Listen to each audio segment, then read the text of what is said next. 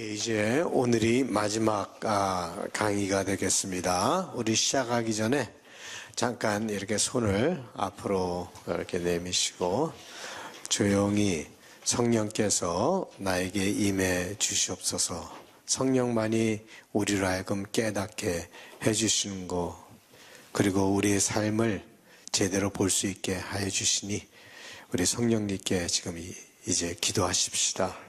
그리고 그 성령이 우리에게 임하게 기도하십시다. 우리는 지난 3주에 걸쳐서 성령에 대해 공부해 왔습니다. 제일 중요한 것은 무엇인가 하면 성경이 성령에 대해서 무엇을 말하는가 하는 것을 먼저 깨닫는 것이 제일 중요합니다. 제가 이전에 말씀드렸죠. 성경과 하나님의 말씀과 성령은 뗄래야 뗄 수 없는 관계 속에 있습니다. 그것은 피와 핏줄과 같은 것이다. 피가 핏줄 밖에 나오게 되면 썩게 됩니다. 성령이 그 말씀 속에서 역사하시지 말씀 밖에 나오기 시작하면서부터 이상한 영으로 변하기 시작합니다. 그래서 우리가 여러분들의 그 성령의 경험을 다 성령의 경험을 하셨겠지만 제일 중요한 것은 먼저 성경에서 성령에 대해서 무엇을 말하고 있는가 하는 것을 정리가 되어야 합니다. 그게 정리가 되어야지 성령이 여러분에게 역사하실 때 그것에 대한 올바른 해석, 건강한 영성을 키워나갈 수 있는 것입니다. 그래서 이 영성에 대해서는 제가 가을 학기에 여러분과 함께 나누고자 합니다. spirituality, 이 spirituality가 뭔가, 영적인 삶을 사는 것이 무엇인가 하는 것은 우리가 가을에 묵상하겠고, 지금은 성령에 대해서 우선 배우도록 하겠습니다. 우리가 구약에 나타난 성령의 모습을 살펴보았고, 신약에 와서 주로 이제 누가복음과 사도행전을 중심으로 신약에 예수님을 이 세상에 태어나게 하신 성령에 대해서 배웠고, 이제 그 성령의 역사가 교회를 탄생시키고 온 유대와 예루살렘과 온 유대와 땅끝까지 이르기 위해서 모든 장벽들을 하나씩 허물어 가시는 성령의 모습을 사도행전을 통해서 보았습니다. 예수님이 오신 것도 성령의 움직임 속에서 오신 것이고, 교회가 탄생되고 교회가 움직여 나간 것도 성령의 역사 속에서 일어났다라고 하는 것을 보게 되죠. 우리 지난주에 민명희 장로님 기도에서 우리가 그것을 어느 정도 볼 수가 있었죠. 이렇게 그저 이 말씀이 스쳐 지나가는 말이 되지 않기를 바랍니다. 육비에 새기는 말씀이 되기를 바랍니다. 이 깨달음과 이 understanding이 여러분 깊은 골수까지 여러분 영혼 속에 이렇게 차곡차곡 채워지는, 우리가 너무나 액티비티로 생각해요. 배움은 액티비티가 아니에요. 여기 나오고 쓰고 다 하는 건 그건 액티비티지만 이 깨달음은 성령께서 주시는 거예요. 그리고 그 깨달음이 깊으면 깊을수록 더 깊이 우리 영혼 속에 새겨지게 되는 것이에요. 그래서 새겨져야 돼요. 여러분들이 배운 것이 여러분 영혼 속에 새겨져야만이 그 당시에는 여러분들이 그 힘을 느끼지 못하지만 그것을 계속해서 하다 보면 새겨지기 시작하면서부터 변화가 일어나기 시작한다는 것이죠. 여러분 삶 속에서 변화가 일어난다. 그렇지 않으면 그냥 모든 것이 그냥 스쳐 지나가는 거예요. 예. 나는 내 나름대로 삶을 살아가고 배우는 모든 것들은 그냥 스쳐 지나가게 된다. 그러니까 internally 이 변화가 일어나지 않는다라고 하는 것이죠. 그래야지 생각하는 것이 바뀌게 돼요. 여러분들의 생각이 바뀌게 돼요. 여러분들의 생각과 이런 것들은 문화의 습관, 여러분 문화에 젖어 있는 그 습관, 문화라고 하는 것이 중요하죠. 문화가 없이는 우리가 살아갈 수가 없어요. 그래서 문화가 굉장히 중요해요. 그렇지만 문화를 넘어서는 것이 복음이다라고 하는 거예요. 문화를 넘어서는 것이 문화를 배제하는 것이 아니라 문화를 넘어서서 역사하는. 그렇기 때문에 문화가 중요하지만 문화의 노예가 되어서는 안 된다는 거예요. 그래서 이 문화라고 하는 것을 여러분들이 넘어서야 돼요. 문화의 사람으로서 끝나는 것이 아니라 영적인 사람으로서 되려면 문화를 넘어서야 돼요. 그 다음에 또 습관이 있어요. 여러분들의 생각을 그거 하는 건 여러분들의 삶에 이제까지 살아온 패턴, 습관, 이런 것들이 여러분들의 생각을 좌지우지하고 있어요. 뭐 옛날에 트라우마가 있었다든가, 어렸을 때 자란 모습, 뭐 부모로부터, 선생으로부터, 뭐 여러 가지 친구로부터 받은 영향력이 있어서 여러분들의 생각을 주장하고 있다 이거죠. 그것 굉장히 중요해요. 왜냐하면 여러분, that's who you are. 여러분이시니까 굉장히 중요해요. 그런데 성령은 그걸 넘어선단 말이죠. 그걸 깨트리고 그걸 넘어설 수 있는 그런 그래서 고정관념을 깨트려 버리고 새로운 생각을 할 수 있도록. 그래서 성령의 사람들은 그래서 기독교가 굉장히 발전할 수 있었던 것이 그 가르침이 그래요. 기독교의 밑바닥에는 항상 새로운 문화와 새로운 거기에 적응해 가면서 나갔던 것이 기독교예요. 그것의 밑바닥에는 성령이 그렇게 하신단 말이죠. 성령께서 여러분들을 변화시키고 새롭게 보고 새로운 눈을 가지게 하고, 이런 것이 굉장히 어려운 영적 과정인데 여러분들은 그저 영적 과정을 도덕적인 과정으로만 생각한단 말이죠. 착한 사람이 되는 거, 그거로만 생각한단 말이죠. 그게 영적 과정이 아니에요. 그건 한 부분일 뿐이에요. 그러나 생각의 고정관념이나 이런 것들이 확 이렇게 바뀌어 나가는 그런 커다란 물줄기가 있는데 그거를 놓치면 안 된다라고 하는 것을 여러분들이 꼭 기억하시기 바랍니다.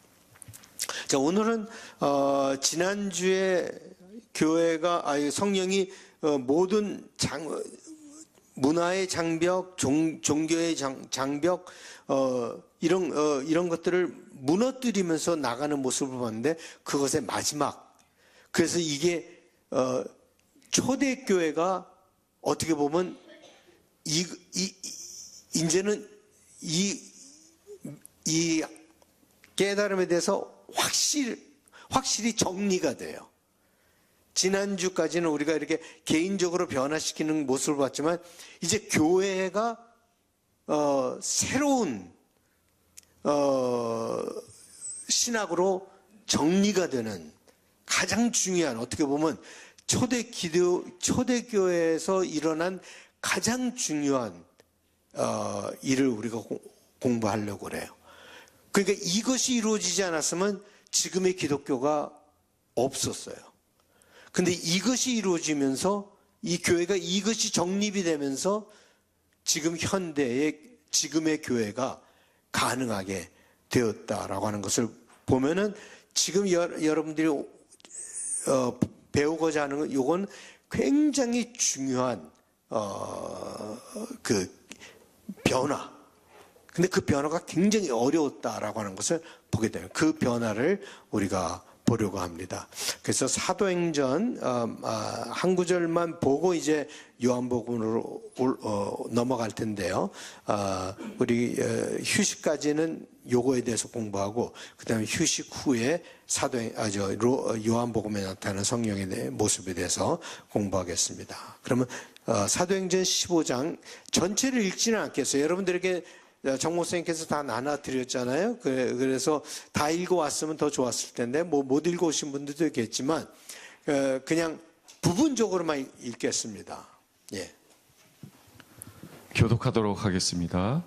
어떤 사람들이 유대로부터 내려와서 형제들을 가르치되 너희가 모세의 법대로 할례를 받지 아니하면 능히 구원을 받지 못하리라 하니 마음이 바나와 그들 사이에 적지 아니한 다툼과 변론이 일어난지라. 형제들이 이 문제에 대하여 바울과 바나바오니 그 중에 몇 사람을 예루살렘에 있는 사도와 장로들에게 보내기로 작정하니라. 그들이 교회의 전송을 받고 베니게와 사마리아로 다니며 이방인들이 주께 돌아온 일을 말하여 형제들을 다 크게 기쁘게 하더라. 예루살렘에 이르러 교회와 사도와 장로들에게 영접을 받고 하나님이 자기들과 함께 계셔 행하신 모든 일을 말하며 같이 읽겠습니다. 바리새파 중에 어떤 믿는 사람들이 일어나 말하되 이방인에게 할례를 행하고 모세의 율법을 지키라 명하는 것이 마땅하다 하니라. 예.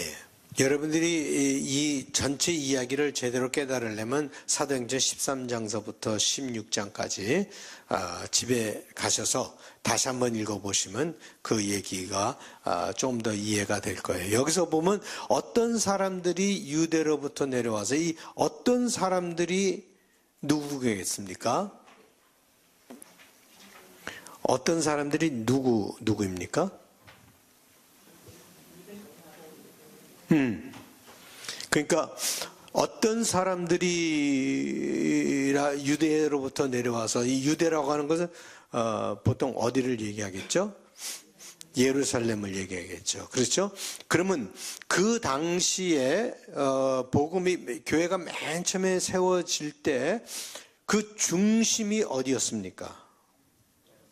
예루살렘이었죠. 그죠? 그 중심이 예루살렘. 그러면 모든 파워가 어디 있었겠습니까? 예루살렘에 있었죠. 그리고 예루살렘에는 누가 주로 있었습니까? 예? 누가 있었어요? 자, 요거를 여러분들이 잘 아셔야 돼요. 초대교회에 유대인이 다 유대인이 아니에요. 예? 우리 사도행전에서 볼 때 과부 얘기 보면서 봤죠? 그러면 두 종류의 유대인이 있었다. 그러니까 믿는 사람들 중에도 말이에요. 그냥 유대인 빼놓고 예수를 믿는 사람 중에서도 유대인이 맨 처음에는 주였잖아요. 이방인은 아직 전도가 아직 안 됐을 때예요. 유대인이 중심이었을 때 그 유대인들 가운데도 두 부류가 있었다. 그죠? 그 두 부류가 뭐죠? 히브리파 유대인과 헬라파 유대인이 있었다라고 하는 것이죠. 그러니까 히브리파 유대인은 지금 말로 얘기하면 여러분들 얘기를 하는 거예요. 헬라파 유대인은 누구예요? 2세들 얘기를 하는 거예요, 지금. 그러니까 디아스포라. 예. 그래서 모든 맨 처음에는 히브리파 유대인하고 헬라파 유대인이 같이 예루살렘에서 예수를 믿고 거기서 했는데 나중에는 히브리파 유대인만 남아요. 예루살렘. 왜 그럴까요? 왜 그랬을까요? 왜 히브리파 유대인만 남았어요? 그렇죠. 누구의 순교? 스데반의 순교 이후로 남은 사람들은 히브리파 유대인밖에 없었어요. 그러니까 이전에 사도행전 공부할 때 다 배운 것들이에요. 그리고 헬라파 유대인들은 다 흩어졌어요. 그 흩어진 사람들이 예루살렘과 온 유대와 사마리아와 땅끝까지 가게 된 거예요. 어떻게 보면. 그죠? 2세를 중심으로 이 디아스포라 유대인들을 통해서 복음이 전해졌어요. 바울은 히브리파 유대인입니까? 헬라파 유대인입니까? 예? 헬라파 유대인이죠. 바울은. 그죠? 반면에 베드로 사도들은 전부 다 어디 유대인이에요? 히브리파 유대인이죠. 그러면 유대에서 사람들이 내려왔다라고 하는 것은 아마 사도들 가운데 내려온 것 같지는 않아요. 그렇지만 내려온 사람들이 어떤 유대인이에요? 히브리파 유대인이죠. 헷갈리지 않죠? 아세요? 이제 정확하게 아셔야 돼. 그 히브리파 유대인들이 내려왔는데 그 히브리파 유대인들 중에서도 어떤 사람들이 내려왔을까요? 율법을 중요시 여기는 사람들. 율법을 중요시 여기는 사람들이 내려온 거예요. 그래서 몇 사람이 유대로부터 내려왔다라고 하는 것은 그 말을 뜻하고 있어요. 무슨 말인지 아시겠죠? 왜 내려왔습니까?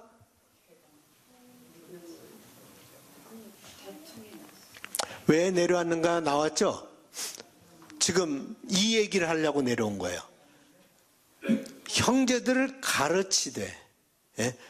그 사람들을 가르치러 내려온 거예요. 아, 바울과 바나바가 뭘 정말 대단한 일을 했나 보다 하고 듣기 위해서 내려온 게 아니라, 저 사람들이 뭘 하고 있는 거지? 이거 가서 잡아야겠다. 바로 잡아야겠다. 그래서 내려온 거예요. 무슨 말인지 아시겠죠? 가르치되 너희가 모세의 법대로 할례를 받지 아니하면 능히 구원을 받지 못하리라. 이거를 가르치기 위해서 내려온 거예요. 그렇다면 지금 이슈가 뭡니까? 할례가 이슈가 되었구나. 그러면 할례는 뭡니까? 유대인들에게 있어서? 예? 할례는 뭔가 하면 유대인들을 유대인 되게 만드는 아이덴티티 마커였어요. 아이덴티티 마커. 유대인이 할례를 받지 않으면 유대인이 될 수가 없어요. 유대인이 되려면 할례를 반드시 받아야지 유대인이 되는 거예요. 근데 이방인들에게 할례를 받으라고 하는 것은 뭐예요? 네가 유대교를 믿으려면 유대인이 되어야 된다. 라고 하는 그것을 그 사람들은, 그러니까 이걸 볼 때 지금 기독교의 무브먼트가 그 당시엔 기독교라는 게 없었죠. 그죠? 기독교라고 하는 그게 없었어요. 그냥 예수를 믿는 사람들, 예수를 안 믿는 사람들, 유대인 중에. 그리고 예수를 믿는 사람들 다 뭐를 믿었어요? 유대교를 믿었던 사람들이에요. 그죠? 예수를 믿어도 유대교를 믿었던 사람들이에요. 유대교의 한 부분이었어요. 그렇지만 예수가 메시아로 오셨다라는 것을 믿었던 사람들이죠. 예. 무슨 말인지 아시겠어요? 이게 정리가 돼야지 초대교회가 이해가 되는 거예요. 그러면 이 사람들이 내려왔는데 지금 바울과 바나바가 1차 선교를 하고 내려온 거예요. 돌아온 거예요. 그런데 어떻게 알았을까요? 예? 바울의 메시지에 문제가 있어서 내려온 거 아니에요. 그죠? 바울이 할례에 대해서 할 필요가 없다 라고 하는 얘기를 듣고 이 사람들이 내려와서 바로잡으려고 한 거예요. 그러면 어떻게 알았을까요? 누가 얘기했겠죠. 그 누가가 누굴까요? 누가는 아닌 것 같아요. 예? 누가는 아닌 것 같아요. 근데 누가 그 얘기를 했을까요? 그렇죠. 누가 얘기를 했는가 하면 아마 마가가 얘기하지 않았을까. 왜냐면 마가가 1차 선교하면서 뭘 합니까? 가다가 도중하차예요. 근데 안디옥에서 떠나는데 마가가 어디로 돌아가는가 하면 예루살렘으로 돌아가요. 근데 이게 왜 어려웠을까? 그러면 왜 돌아갔을까? 이 1차 선교라는 게 굉장히 위험한 여행이에요. 지금은 선교가 그 정도로 위험하지 않아요. 왜냐면 가다가 강도도 만날 수 있고 파손이 될 수도 있고 길이 길어요. 그러니까 뭐 병이 갑자기 나면 어떻게 치유도 안 돼요. 그냥 죽는 거예요. 병이 나면. 지금은 병원 가서 뭐 하지만 그 당시에는 가다가 중간에 아프면 그냥 어떻게 할 수가 없는 거예요. 그리고 배 노선도 굉장히 힘들고 그 여정도 우리가 100km만 가는데 거의 일주일 걸렸거든요. 카미노 갔을 때 발이 다 부르트고요. 물집이 나고 100km밖에 안 했는데, 그런데 이 사람들은 몇백 킬로씩 배 타고, 그 굉장히 힘든 여행이에요. 그러니까 마가가 그 중간에 힘들어서 돌아갈 수도 있어요. 그렇지만 더 큰 이유는 마가가 다니면서 바울의 메시지를 듣고 굉장히 디스트럽 됐어요. 어떻게 할례를 행할 필요가 없다고 하는가? 이건 자기네 아이덴티티 마크인데, 제일 중요한, 자기네들이 믿는 것에 제일 중요한 율법의 하나인데, 이것을 지키지 말라 그러면은, 그럼 우리는 누군가? 정체성에 대한 문제가 생긴 거예요. 그러니까 유대교에서 믿는 가장 중심 사상, 그것이 할례, 11조, 그 다음에 안식일을 지키는 거. 이런 것들은 자기네들이 하지 않으면 안 되는 것들이었어요. 이건 반드시 해야 되는 것들인데, 그 중에 하나인 할례를 하지 말라라고 하니까 너무나 마가에게는 충격적인 메시지였어요. 이 메시지를 수용한다는 게 쉽지가 않아요. 충격적인 메시지를 받고 마가가 도중 하차를 합니다. 그리고 뭐 고자질한 게 아니라 아마 사도들과 나눴겠죠. 자기의 고민을. 이거 어떻게 해석해야 합니까? 우리가 어떻게 이해해야 합니까? 그런데 마가를 그냥 거기서 정리를 안 해주고, 왜냐하면 사도들도 헷갈린 거예요. 사도들도 이거 어떻게 해석을 해야 되는가? 바울이 그 전까지는 할례는 당연히 여기는, 기독교인이라도 예수 믿고 그렇다 해도 할례는 당연히 여기는 거로 생각했는데, 갑자기 이거 사도들은 어떻게 이것을 대처해야 되는가? 너무, 그래서 내가 아까 얘기한 것처럼 우리가 문화를 넘어서야 된다 그랬잖아요. 그리고 우리의 습관의 생각을 넘어서야 되고, 고정관념을 넘어서, 이게 얼마나 힘든 건지 여러분들이 아마 느끼실 거예요. 그거 바꾸는 게 얼마나 힘든 건지. 근데 이 사람들이, 사도들마저도 이것에 대해 확실한 대답을 안 주는데, 그 중에 사도들 얘기들, 그 얘기가 왔다 갔다 했겠죠. 그러면서 그 중에 있었던 더 율법을 강조했던 사람들이 화가 난 거예요. 화가 나갖고는 가르치러 내려가야겠다. 그래서 내려온 거예요. 그 내려와서 뭐가 일어났어요? 다툼과 변론이 일어나요. 그러니까 막 싸운 거예요. 바울과 바나바, 유대에서 내려온 사람들, 그다음에 바울과 바나바. 그래서 막 큰 변론이 일어나고 다툼이, 변론뿐만 아니라 다툼이 일어났다. 생각의 차이가 일어난, 그 다툼이 일어났다라고 하는 것을 보게 돼요. 상황을 알겠어요? 이 말이 어디서 나왔는지? 예. 마가가 돌아간 거를 13장 13절 한 번만 더 보겠습니다. 바울과 및 동행하는 사람들이 바보에서 배 타고 밤빌리아에 있는 버가에 이르니 요한은 그들에게서 떠나 예루살렘으로 돌아가고. 예, 그 마가라는 얘기 없잖아요. 요한이라는. 그 뭐예요? 마가 요한이죠. 예, 요한은 유대 이름이고 마가는 로마 이름이었어요. 마르코.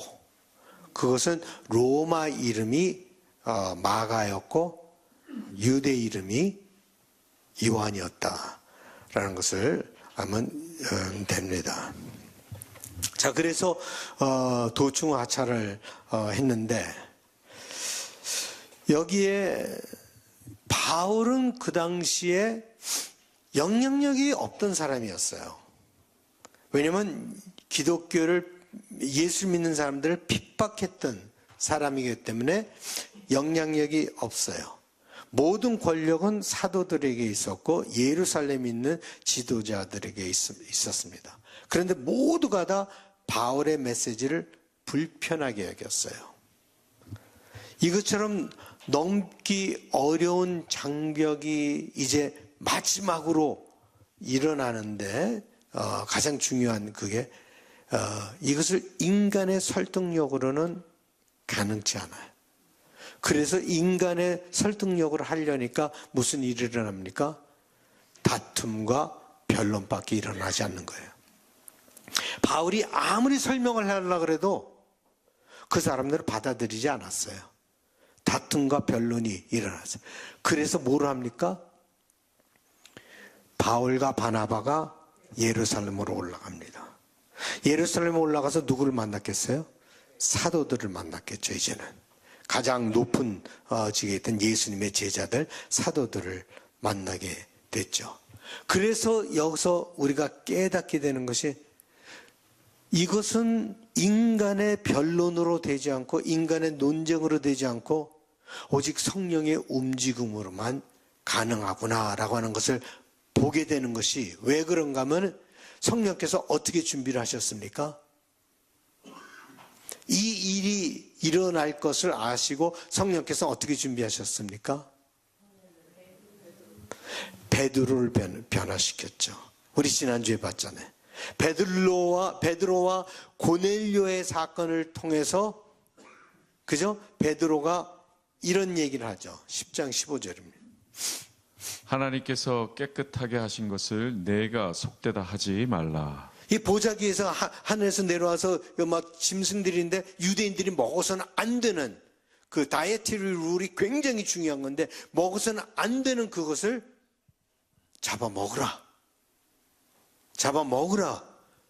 그러면서 하나님께서 깨끗하다는 것을 네가 속되다 하지 말라 하면서 메시지를 확 주어서 베드로가 그 철저한 유대인이 이방인의 집에 들어갑니다. 고넬료가 이방인의 집에 들어가서 같이 먹고 대화를 나누고 그러고 나서 그들을 위해서 기도했더니 성령이 그들에게 임하고 베드로와 같이 갔던 사람들이 다 놀란 거예요. 어떻게 성령이 이렇게 임할 수가 있는가라고 하는 것을 베드로가 경험하게 되었죠. 그런 베드로를 성령께서 이 문제를 해결하는데 사용하시는 것을 봅니다. 그래서 바울과 바나바가 예루살렘에 올라가서 그들과 얘기를 하는데 거기서도 변론이 일어나요. 거기서 다툼이 일어나요. 막 시끄러워요. 그때 베드로가 딱 일어납니다. 그 막 싸움이 있을 때 베드로가 일어나요.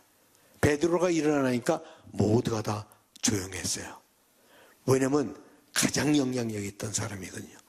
기독교의 무브먼트를 이끌어 나갔던 사람이 조용하다가 딱 일어나니까 싸우던 것이 다 멈추고 그 다음에 잠잠했습니다. 한번 우리가 그 장면을 보겠습니다. 교독하시겠습니다. 많은 변론이 있은 후에 베드로가 일어나 말하되 형제들아 너희도 알거니와 하나님이 이방인들로 내 입에서 복음의 말씀을 들어 믿게 하시려고 오래전부터 너희 가운데서 나를 택하시고 또 마음을 아시는 하나님이 우리에게와 같이 그들에게도 성령을 주어 증언하시고 믿음으로 그들의 마음을 깨끗이 하사 그들이나 우리나 차별하지 아니하셨느니라. 그런데 지금 너희가 어찌하여 하나님은 시험하여 우리 조상과 우리도 능히 매지 못하던 멍에를 제자들의 목에 두려느냐 같이 읽겠습니다. 그러나 우리는 그들이 우리와 동일하게 주 예수의 은혜로 구원받는 줄을 믿노라 하니라. 예, 그 내용을 잘 봐야 돼요. 이제 베드로가 일어나서 하신 말씀이에요. 이 이야기를 하니까 갑자기 다툼이 사라져가고 조용해졌어요. 그 조용해졌을 때 누가 또 일어나는가 하면 야고보가 일어납니다. 야고보는 예루살렘 교회의 지도자였어요. 베드로가 제일 영향력이 많았던 사람이지만 그 포지션 와이즈 베드로가 야고보에게 모든 포지션을 줬어요. 그래서 야고보가 교회를 이끄는 리더였어요. 이제 야고보는 누군가 하면 예수의 형제고 야고보는 좀 더 율법적인 그 기독교인들 중에서도 율법적인 사람이었어요. 그런데 야고보가 일어나서 또 이렇게 말합니다. 교독하시겠습니다. 온 무리가 가만히 있어 바나바와 바울이 하나님께서 자기들로 말미암아 이방인 중에서 행하신 표적과 기사에 관하여 말하는 것을 듣더니 말을 마침에 야고보가 대답하여 이르되 형제들아 내 말을 들으라. 하나님이 처음으로 이방인 중에서 자기 이름을 위할 백성을 취하시려고 그들을 돌보신 것을 시므온이 말하였으니 선지자들의 말씀이 이와 일치하도다. 기록된 바 이후에 내가 돌아와서 다윗의 무너진 장막을 다시 지으며 또 그 허물어진 것을 다시 지어 일으키리니 이는 그 남은 사람들과 내 이름으로 일컬음을 받는 모든 이방인들로 주를 찾게 하려 함이라 하셨으니 즉 예로부터 이것을 알게 하시는 주의 말씀이라 함과 같으니라.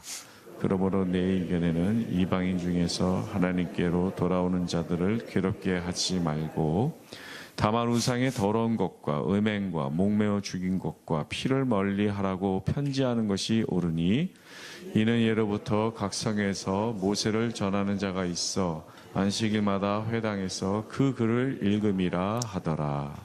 야고보가 이 얘기를 딱 하니까 이제 편지를 다 보내고 교회 결정이 이루어졌어요. 그러면서 할례의 문제가 해결이 됩니다.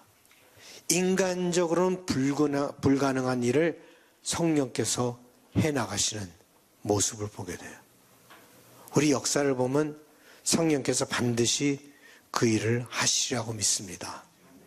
이 세상을 제대로 만드시기 위해서 지금 전쟁이 일어나고 오늘도 보니까 어제 오늘 보니까 큐바에 29시간 동안에 그냥 전기가 다 나가서 이제는 먹을 것도 없어지는 그런 오늘 아침에도 저희 와이프가 계속해서 그 큐바 사람들하고 대화를 하는데 굉장히 어려운 시기에 있고 지금 세계가 어떻게 움직일까? 그렇지만 또 성령께서 움직이시리라 믿습니다. 우리 인간이 할 수 없는 것을 성령께서 하시라고 믿습니다. 이렇게 성령께서는 놀랍게 그냥 개인적으로 일하시는 게 아니에요. 여러분 개인에게 무슨 필링을 주고 그거로 일하시는 게 아니에요. 성령께서는 온 세계로 움직여 나가십니다. 하나님께서 어떻게 성령을 통해서 이 세계를 움직여 나갈지 우리 믿는 자들은 기도해야 돼요. 성령께서 움직여 나가시기를, 성령께서 인도하시기를 우리는 계속해서 기도해야 합니다. 이 결정이 이루어지면서 그 다음부터 복음이 활발하게 이방인에게 전해지기 시작했어요. 만약 이것이 제대로 되지 않았다면 복음은 그렇게 전해줄 수가 없었어요. 그냥 유대교에 남아 있었을 거예요. 그냥 유대교의 한 부류로 그냥 남아 있었을 거예요. 그러나 유대교를 이제 떠나서 전 세계로 향하는 기독교가 이제 제대로 되는 그런 움직임이 바로 이 결정에서 이루어지게 되었다라고 하는 놀라운 것을 우리가 배우게 됩니다. 바울이 할례를 반대했던 것은 아니에요. 바울은 디모데가 하프하프거든요. 근데 디모데에게 할례를 줘요. 할례를 주고 들어가게 해요. 그렇지만 디도에게는 그러지 않죠. 디도는 이방인이니까 할례를 주지 않았고 디모데에게는 할례를 줘. 그래서 바울이 할례 자체를 반대하는 것이 아니라 이방인에게 이것을 임포스할 수 없다라고 하는 강한 그의 신학적인 믿음이 있었기 때문에 그렇죠. 하나님은 이런 신비한 방법으로 역사를 움직여 나가십니다. 우리가 그걸 어떻게 하실지 우리는 몰라요. 인간으로서는 다 깨닫기 어렵지만 성령께서는 바란 것 같아요. 어디서 와서 어디로 가는지 알 수 없지만 바람이 움직여 나가는 성령의 바람이 있다.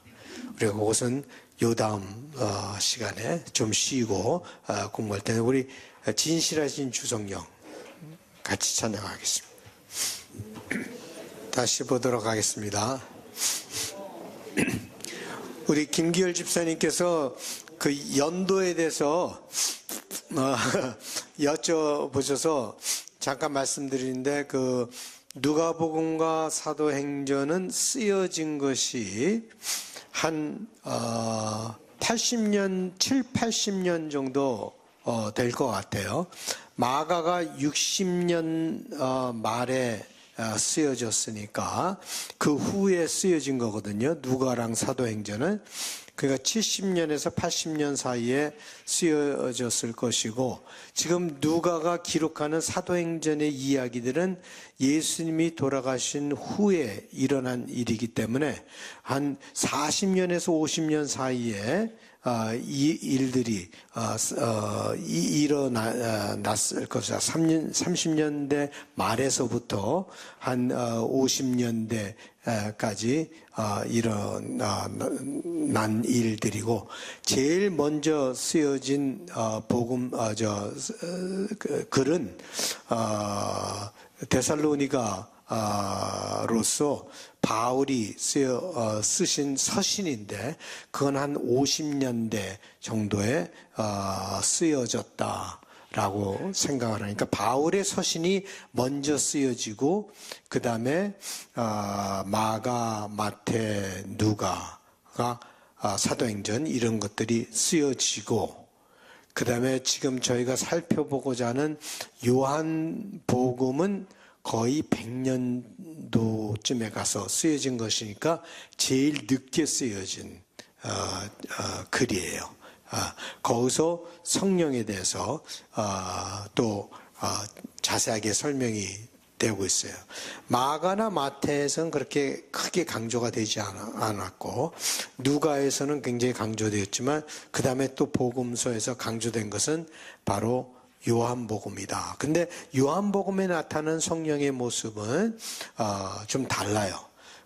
이제까지 저희가 살펴본 그 성령의 모습은 구약에서는 강한 능력으로 나타나서 어떤 개인들에게 임하셔서 역사하게끔 하였다라고 하는 것이 강하게 일어났다면, 이제 누가나 사도행전에서 보면은 이제 새로운 세계를 만들기 위해서 역사하시는 성령의 모습, 예수를 탄생하게 하시고 예수를 움직이시고, 그 다음에 또 교회를 탄생하시고 하게 하시고 교회를 움직이시는 이 성령의 역사에 대해서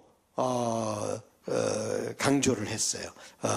포커스가 맞춰져 있는데, 이 요한복음에 가면서부터 뭐에 포커스를 맞추는가 하면 이 역사라기보다는 성령의 캐릭터, 성령의 모습, 이것에 대해서 이미지를 사용해서 요한은 그 성령을 설명하고 있다라고 하는 것을 볼 때, 내가 저희들 여러분들과 다 우리가 요한복음에 그걸 살펴보지 못하지만 적어도 내 이미지가 요한에 나오고 있다라고 하는 것을 보게 되는데요. 첫 번째 이미지가 뭔가 하면은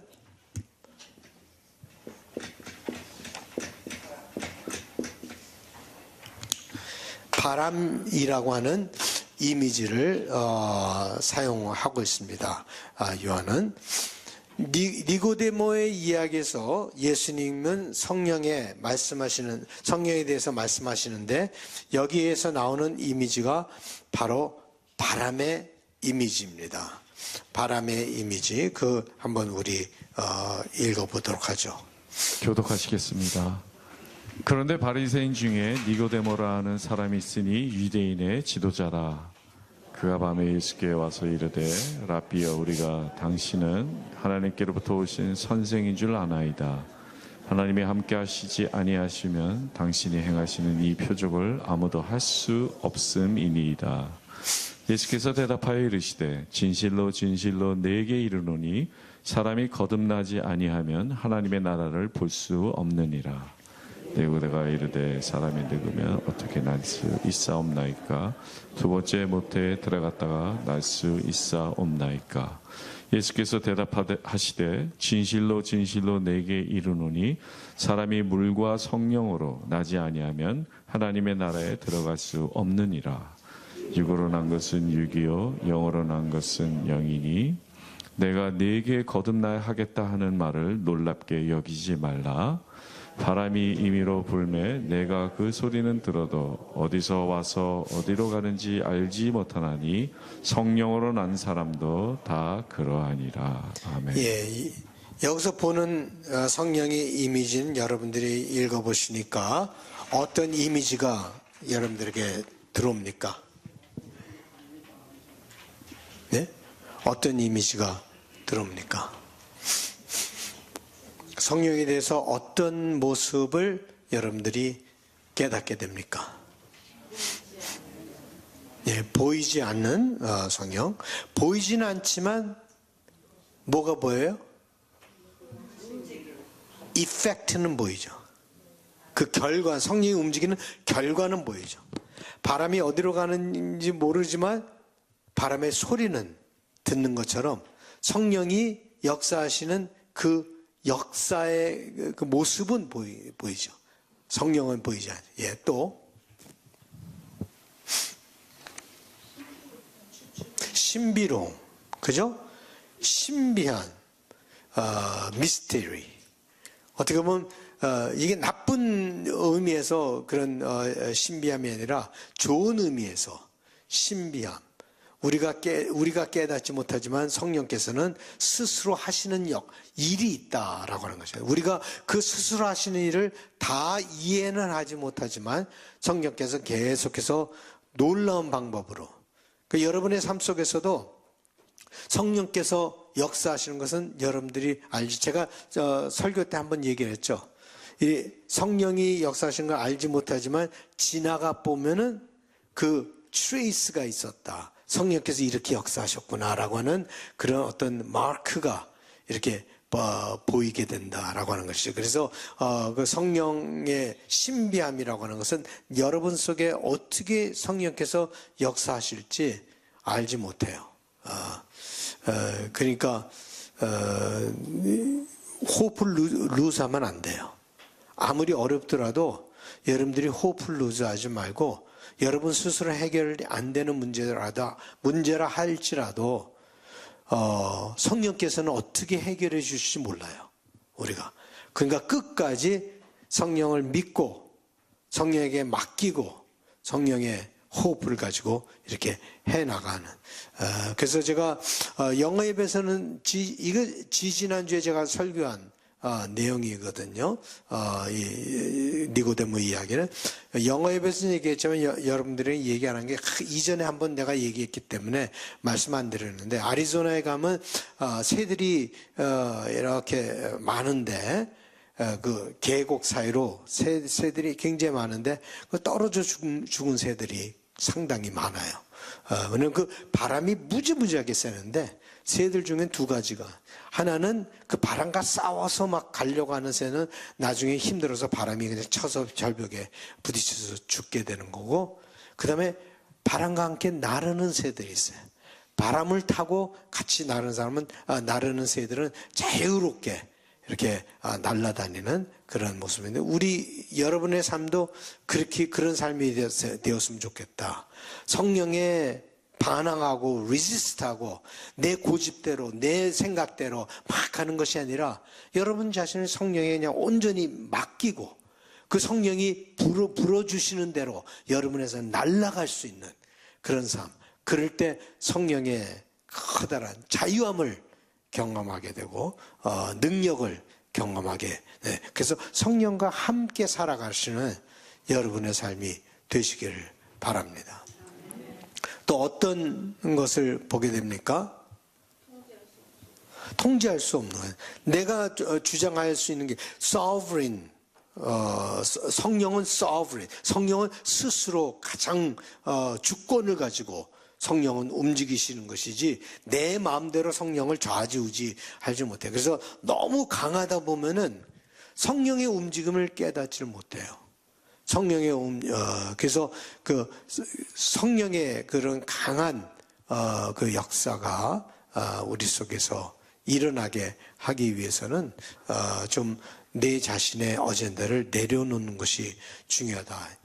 여기서 다시 태어난다, 이 born again이라고 얘기를 했는데 사실 born again이라고 쓰는 그 단어가 말이에요.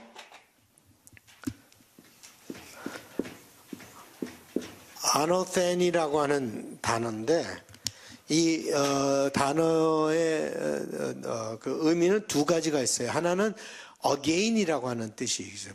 born again이라는 뜻이지만 또 하나의 다른 단어는 born from above, 위에서부터 태어난다 라고 하는 그런 의미도 여기 있습니다.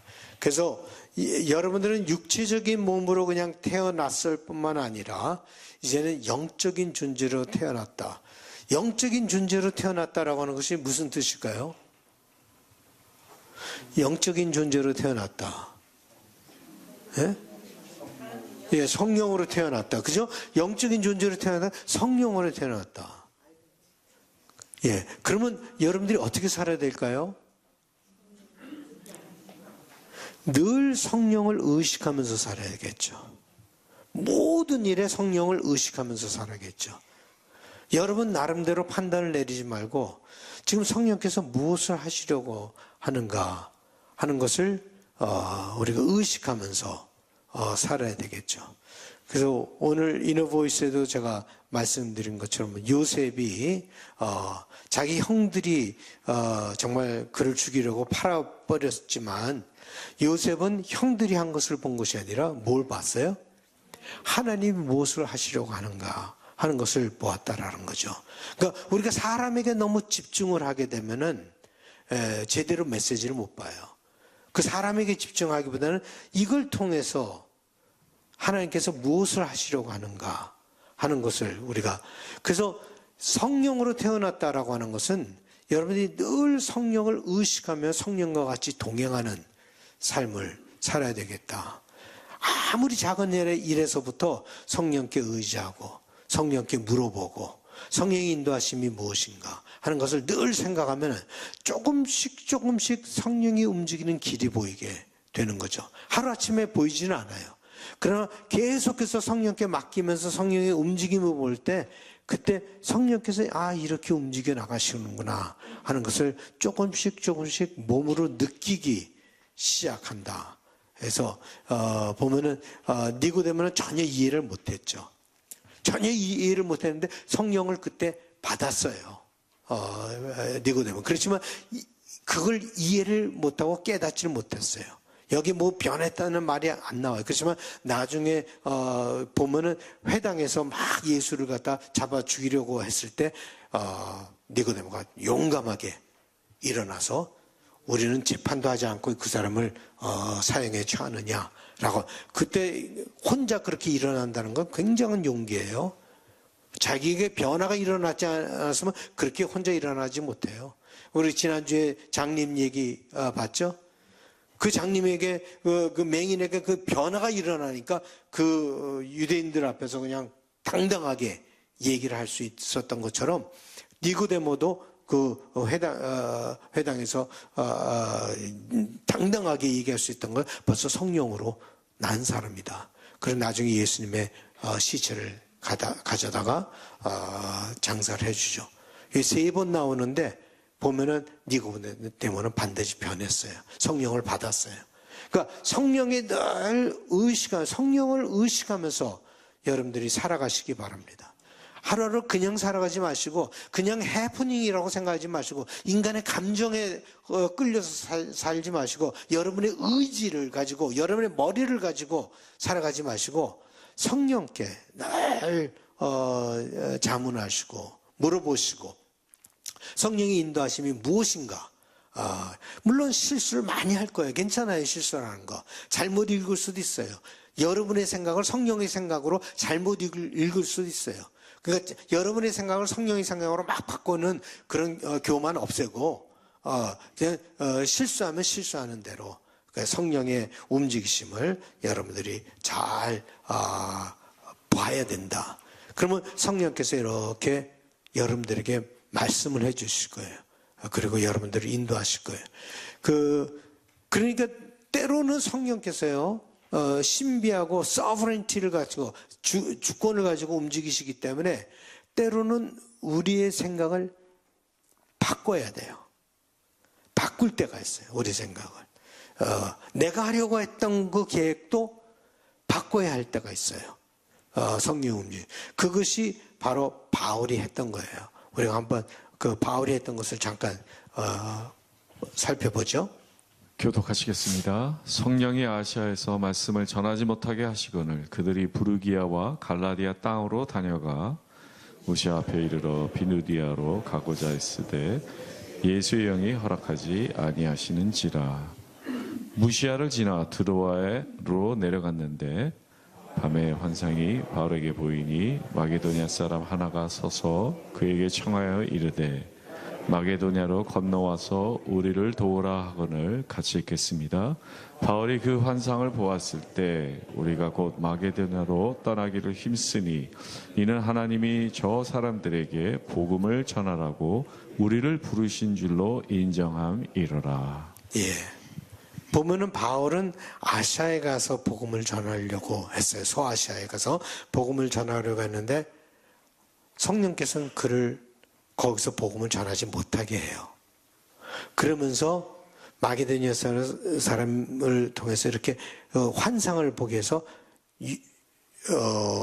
마게도냐 쪽으로 가게 하는데 거기서 제일 처음 간 곳이 바로 빌립보예요. 빌립보에 가면서 거기서 유럽 선교가 시작이 된 거예요. 유럽 선교가 열리게 된 거예요. 그러니까 유럽으로 가고 유럽이 전체가 다 기독교화돼 버리잖아요. 그런 것처럼 그쪽으로 가게 돼. 이게 바울이 원했던 것과 성령이 원했던 것이 달라요. 그래서 너무 여러분들이 고집을 막 부리고 그래갖고는 성령의 사람이 될 수가 없어요. 순종을 해야 돼요. 성령의 움직임에 읽고 그 다음에 그 성령의 움직임에 순종을 해야 돼요. 안 그러면 그냥 육의 사람으로 끝나버려요. 내 생각, 내 느낌, 내 판단 이게 전부가 아니에요. 이거보다 더 크게 역사하시는 성령의 판단, 성령의 인도하심, 성령의 역사가 있다라고 하는 것을 우리가 늘 그래서 겸손함이 있어야 돼요. 그걸 가지고 움직여 나가야 돼요. 성령이 때로는요 아주 부드러운 바람처럼 세미한 바람처럼 움직이기 때문에 느끼지를 못할 때 있어요. 바람이 부는지 안 부는지 느끼지 못할 때가 있어요. 그렇지만 어떨 때는요 성령의 바람이 허리케인처럼 강하게 불어 닥칠 때가 있어요. 예수님에게 내린 성령은 비둘기같이 아주 부드럽게 내려왔잖아요. 그 다음에 예수님을 광야로 몰고 간 성령은요 허리케인처럼 강하게 예수를 몰고 갔다. 제가 말씀드렸죠. 귀신을 쫓아낼 때 액볼로 귀신을 쫓아낼 때 그 같은 단어를 썼는데 성령께서 예수를 광야로 몰고 갔다. 때로는요 성령의 음성이 말이에요 아주 세미하게 들리기 때문에 잘 안 들려요. 뭔지 몰라요. 그렇지만 어떨 때는 아주 obvious하고 클리어하게 들릴 때가 있어요. 그땐 들어야 돼요. 여러분들이 그걸 무시하고 살아가지 말고 그 음성을 듣고 거기에 순종하면서 삶을 살아가야 된다라고 하는 것을 마음에 꼭 새기시기 바랍니다. 두 번째로 성령이 임하는 건요.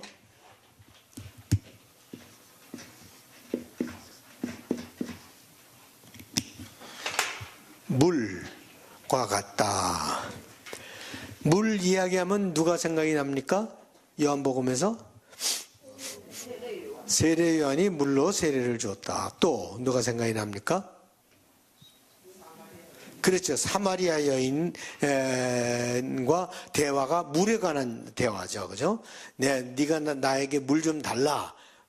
그래서 예수님께서 사마리아를 통하다가 보통 여자들하고 얘기를 안 하는데 예수님은 그 여자에게 어프로치해서 물을 달라는데 이 여자가 맨 처음에 시큰둥하게 유대인인 남자가 왜 나에게 물을 달라 그러냐 그랬더니 예수님께서 네가 내가 주는 물을 알면은 영생하도록 그래서 물 얘기를 쭉 하자고 잠깐만 읽어보겠습니다. 전체는 안 읽겠습니다.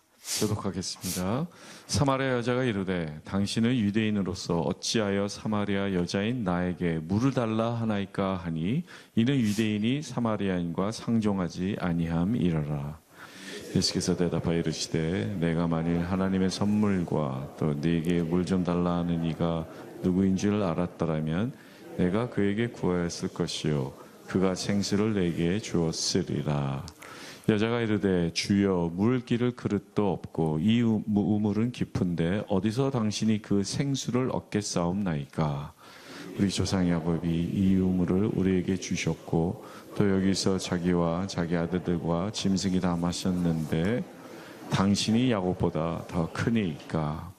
예수께서 대답하여 이르시되 이 물을 마시는 자마다 다시 목마르려니와 내가 주는 물을 마시는 자는 영원히 목마르지 아니하리니 내가 주는 물은 그 속에서 영생하도록 솟아나는 샘물이 되리라. 예수님께서 자기가 주시는 물을 마시는 자는 영생토록 목마르지 아니할 것이다 라고 얘기했는데 이 물이라고 하는 것에 대해서 아직 설명은 안 하고 있어요. 그렇지만 7장에 가면 그것이 성령이다 라고 말씀을 하십니다. 명절 끝날 곧 큰 날에 예수께서 서서 외쳐 이르시되 누구든지 목마르거든 내게로 와서 마시라. 나를 믿는 자는 성경의 이름과 같이 그 배에서 생수의 강이 흘러나오리라 하시니 같이 읽겠습니다. 이는 그를 믿는 자들이 받을 성령을 가르쳐 말씀하신 것이라. 예수께서 아직 영광을 받지 아니하셨으므로 성령이 아직 그들에게 계시지 아니하시더라. 예, 여기서 그 물이 바로 성령이다라고 예수님께서 말씀하십니다. 물은 우리를 정결케 하죠. 여러분들을 정결케 합니다. 깨끗게 합니다. 그래서 성령을 통해서 여러분들의 생각이 깨끗해지고 여러분들의 마음이 깨끗해지고 이런 불결한 것들이 다 없어지고 깨끗해져요. 그래서 다윗도 이런 기도를 드렸죠. 아까 우리가 찬양했습니다. 하나님이여 내 속에 정한 마음을 창조하시고 내 안에 정직한 영을 새롭게 하소서. 나를 주 앞에서 쫓아내지 마시며 주의 성령을 내게서 거두지 마소서. 예. 다윗이 내가 정말 주님 앞에서 정직해지게 나를 도와주소서. 그리고 성령을 거둬가 주시지 마옵소서라고 기도한 거죠. 우리가 이 정직함을 갖는다는 게 굉장히 어려운 거죠. 마음이 깨끗해지는 것이 어려운 거예요. 그러나 성령께서 여러분의 마음을 깨끗게 해주시라고 믿습니다. 성령은 여러분의 생각을 깨끗게 해줄 뿐만 아니라 성령은 이 안에서 샘물이 돼요. 여러분 속에서. 그래서 솟아나는 샘물과 같아요. 생동력을 줍니다. 생수의 강을 흐르게 합니다. 샘물이 솟아나고 그럴 때 여러분들은 그 삶에서 의미가 새로 생기고 생동력이 생기게 되는 거예요. 이건 나이가 들수록 더 필요한 거예요. 이런 나이가 들수록 자꾸 생동력이 죽어요. 나이가 들수록 자꾸 침체돼요. 그럴 때마다 성령의 충만함을 받을 때 여러분 속에서 생수의 강이 흐르게 되고 샘물이 솟아나게 되고 기쁨이 넘치고 삶의 의미가 생기고 몇 년을 살더라도 우리는 기쁨으로 의미로 생동력을 가지고 살 수가 있게 되는 것입니다.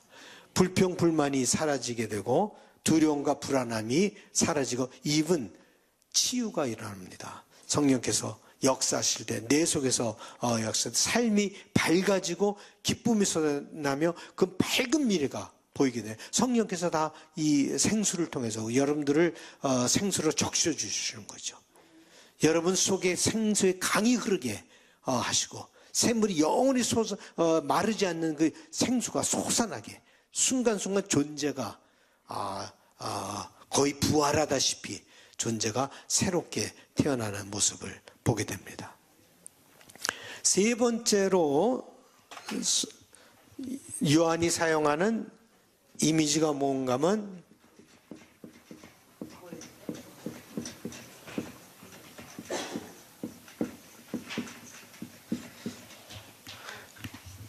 파라클레이토스입니다. 파라클레이토스는 아주 요한만이 성령에 대해서 사용하는 단어예요. 요한만이 사용하는 단어인데 도움을 주는 자, 위로하는 자, 변호하는 자 등의 의미가 있죠. 한국어 성경에는 뭐라고 번역이 됐죠? 보혜사라고 번역이 되어 있죠. 요한만이 이 이미지만이 성령에 대해서 많은 이미지가 구약에서부터 있어요. 뭐 바람도 있고 뭐 입김도 있고 물도 있고 불도 있고 비둘기도 있고 여러 가지 있는데 요것만이 인간적인 이미지를 사용한 거예요. 인간의 이미지를 person의 이미지를 사용했다라고 하는 것을 보게 됩니다. 이 파라클레이토스에 대해서는 그 요한복음의 14장에서 16장을 보면 성령장이라고 보통 하죠. 그 14장에서 16장을 보면은 자세히 성령이 하는 것에 대해서 나오는데 다 보지는 않겠습니다. 그래서 몇 군데만 보겠습니다. 내가 아버지께 구하겠으니 그가 또 다른 보혜사를 너에게 주사 영원토록 너희와 함께 있게 하리니 그는 진리의 영이라 세상은 능히 그를 받지 못하나니 이는 그를 보지도 못하고 알지도 못함이라 그러나 너희는 그를 아나니 그는 너희와 함께 거하시며 또 너희 속에 계시겠습니다. 같이 있겠습니다. 내가 너희를 고아와 같이 버려두지 아니하고 너희에게로 오리라. 예, 여기 보면 또 다른 보혜사를 너에게 주사. 그냥 좀 틀어주실래요? 또 다른 보혜사를 너에게 주사라고 했는데 또 다른 보혜사니까 첫 번째 보혜사는 누굴까요? 예, 예수님이세요. 첫 번째 보혜사는 예수님이에요. 그리고 또 다른 another paracletos, 그것이 바로 성령을 우리에게 주셨다. 예수님이 떠나시면서 우리를 고아처럼 내버려 두시지 아니하시고 성령을 주셔서 이제 성령과 함께 하시게 하시고 성령을 통하여 예수님이 제자에게 하셨던 모든 믿는 자들에게 그것을 하시게 하셨다. 그래서 26절을 보면은 보혜사 곧 아버지께서 내 이름으로 보내실 성령 그가 너에게 모든 것을 가르치고 내가 너에게 말한 모든 것을 생각나게 하리라. 그래서 요한복음에 보면은 이 예수와 성령이 긴밀하게 역사하는 것을 보게 돼요. 그래서 예수님이 이 땅에 incarnate, 이 땅에 이렇게 육신의 모습으로 오셨는데 어떻게 보면 다시 또 인카네이트해서 성령의 모습 속에서 있게 된다. 그래서 고아처럼 내가 너에게 돌아오리라고 하는, 그래서 성령과 예수님을 굉장히 일치시키는 그것을 요한에서는 보게 돼. 아주 유니크한 개념이죠.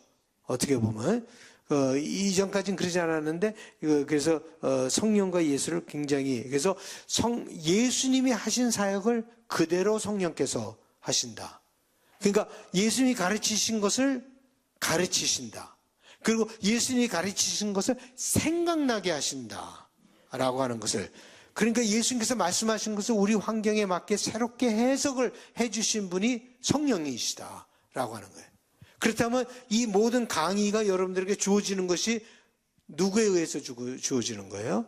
바로 성령에 의해서 주어지는 거예요. 성령께서 제2부를 사용해서 여러분들에게 가르쳐주신, 그 상황에 맞게 그 예수님께서 가르쳐주신 것을 여러분들에게 전한다. 우리가 예수님의 말씀을 읽고 배우는 것은 우리 인간의 일이지만 그것을 깨닫는 것은 성령의 일이에요. 여러분들 읽을 수 있어요. 뭐 신문 읽듯이 읽을 수 있어요. 그리고 머릿속에 다 집어넣을 수 있어요. 그렇지만 깨달음은 오지 않을 수 있어요. 모든 것을 아는데도 깨달음은 없을 수가 있다라고 하는 것을, 그 깨달음이라는 거는 아하 이거구나 라고 하는 그런 깨달음이에요. 그냥 머리가 똑똑해서 그냥 딱 피겨 아웃 하는 게 아니라 정말 성령께서 이렇게 역사하시는구나 라고 하는 그것을 깨닫게 되는 것. 성령께서 가르쳐 주지 않으면 절대로 깨달음이 일어날 수 없어요. 그래서 요한복음에 보면 이 가르치는 역사, 깨닫게 하는 역사, 진리의 역사, 이것이 굉장히 강하게 강조되어 있다. 그래서 그 성령은 배움을 정말 인도하신다라고 하는 것을 보게 되고 우리를 진리로 인도하실 것이다. 그래서 13절에 보면 그러나 진리의 성령이 오시면 그가 너희를 모든 진리 가운데로 인도하시리니 그가 스스로 말하지 않고 오직 들은 것을 말하며 장래일을 너에게 알리시리라. 예. 그래서 예수의 일을 계속해 3년의 공생애로 예수의 사역이 끝난 것이 아니라 성령을 통해서 계속해서 컨티뉴 되어가는 그런 모습을 보게 됩니다. 이제 마지막 이미지가 뭔가 하면은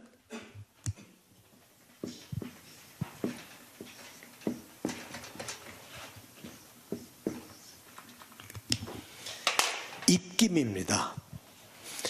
입김의 이미지. 그래서 보면 20장에 한번 읽어보겠습니다. 예수께서 또 이르시되 너에게 평강이 있을지어다. 아버지께서 나를 보내신 것 같이 나도 너희를 보내노라. 이 말씀을 하시고 그들을 향하사 숨을 내쉬며 이르시되 성령을 받으라. 같이 읽겠습니다. 너희가 누구의 죄든지 사하면 사하여 줄 것이요 누구의 죄든지 그대로 두면 그대로 있으리라 하시니라. 예수님이 이제 떠나시면서요, 그 성령이 아직 요한에게는 성령이 아직 제자들에게 임하지 않는다. 예수님이 떠나기 전까지는. 그래서 예수님이 떠나시면서 성령을 기법하시죠. 그죠? 요한복음은 성령을 기법해요. 그 기법하면서 이제는 그 부활하신 예수께서 성령을 그 제자들의 입김을 통해서 이렇게 주는. 그래서 바람, 입김, 또 성령, 이 세 가지는 다 같은 단어예요. 뉴마 혹은 루아. 이 똑같은 단어예요. 바람, 입김, 성령. 이 입김을 주심으로써 예수의 사역을 계속해 나가게 하는데 제자들이 스스로 하는 것이 아니라 그 성령 안에서 예수님께서 역사하셨던 그 똑같은 성령이 여러분 속에서 역사하셔서 예수님 말씀하시기를 너희들은 나보다 더 큰 일을 할 것이다 라고 예수님께서 말씀하신 거예요. 여러분은 예수님이 하신 것보다 더 큰 일을 할 수 있는 그런 것을 얘기하셨다. 그래서 권세를 주신 거예요. 죄사함을 할 수 있는 권세를 여러분들에게 놀라운 건 여러분들 다 성령 받은 사람들이에요. 그런 권세를 갖고 살아가는 사람들이다 라고 하는 것이죠. 어려운 일도 감당할 수 있는 힘을 허락하셨고 성령의 인도함으로 새로운 세계를 열어나갈 수 있는 그런 일을 할 수 있게 하신 것입니다. 하나님께서 세계를 만드는 것은, 새로운 세계를 만드는 것은 정치가를 통해서 만드는 것도 아니고 힘 있는 자들을 통해서 만드는 것도 아니고 재벌을 통해서 만드는 것도 아니고 바로 누구를 통해서요? 보잘것없는 여러분들을 통해서 성령께서 역사하셔서 그 큰 일을 감당하게 하신 것이다. 그래서 여러분들이 성령의 충만함을 받을 때 예수님의 비전과 사역을 계속해 나가는 그런 삶을 살 수가 있는 것입니다. 여러분들이 움직이지 않으면 성령께서 움직일 수가 없어요. 여러분들께서 이 파운데이션이 되지 못하면 이 교회는 세워질 수가 없어요. 여러분 한 분 한 분이 매우 귀중한 사람들이고 그래서 성령께서는 여러분들을 치유하셨고 여러분들에게 성령을 주셨고 여러분들을 통하여서 이 교회를 세워나가게끔 연령이나 그런 건 아무 상관이 없어요. 살아가는데 연령은 그냥 넘버일 뿐이에요. 중요한 것은 내가 성령을 받고 어떻게 순종하며 그 길을 갈 수 있느냐라고 하는 그것을 가질 때 이 교회는 반드시 세워지리라고 믿습니다. 여러분들의 기도를 통해서 2세들이 더 성장하고 2세들이 또 그 사역을 감당하고 여러분들이 다 할 필요는 없는 거예요. 그렇지만 여러분들이 성령 안에서 올바로 세워져 있어야지만 이 모든 것들이 이루어지게 된다. 그래서 모두 다 성령 받는 여러분들이 되시기를 간절히 바라고 하나님의 새로운 역사를 만들어 가시는 귀한 일꾼들이 되시기를 바랍니다. 자, 이것으로서 네 번째 강의 다 마치도록 하겠습니다.